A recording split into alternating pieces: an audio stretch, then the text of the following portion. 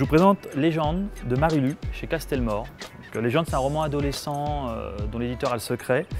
C'est surtout aux États-Unis un phénomène, alors comparaison n'est pas raison, mais on est dans le Hunger Games, c'est-à-dire qu'on a encore une fois affaire à une dystopie.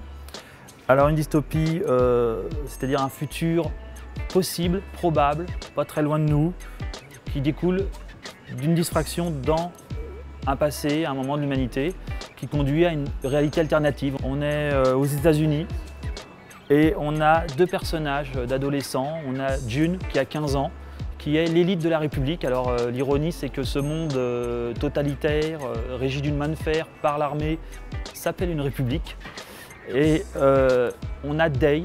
Day, c'est plutôt l'inverse, c'est aussi un surdoué dans son genre, sauf qu'il est du mauvais côté de la barrière, du mauvais côté social, c'est-à-dire qu'il ne fait pas partie de l'armée, il n'est pas dans l'élite, ne fait pas partie des gens les plus riches, il vit dans les bas quartiers. Et dans ce monde-là, les bas quartiers sont en proie régulièrement à des épidémies. Apparemment, c'est la même épidémie, parce que le roman tourne autour du mystère de l'origine de cette épidémie. Ce qui est intéressant, si vous voulez, c'est qu'on a deux personnages d'adolescents qui sont dans deux mondes opposés et qui vont se rencontrer. On est dans le thriller romantique pur et dur avec un fond de science-fiction.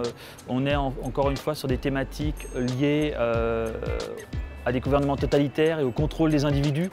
Donc, comme je disais que ça allait à 100 à l'heure, chaque chapitre est très court et alterne entre les deux points de vue des personnages. Vous voyez June, qui est du bon côté de la barrière, de la République, et Day. Et vous voyez, à chaque fois, ça fait très peu de pages.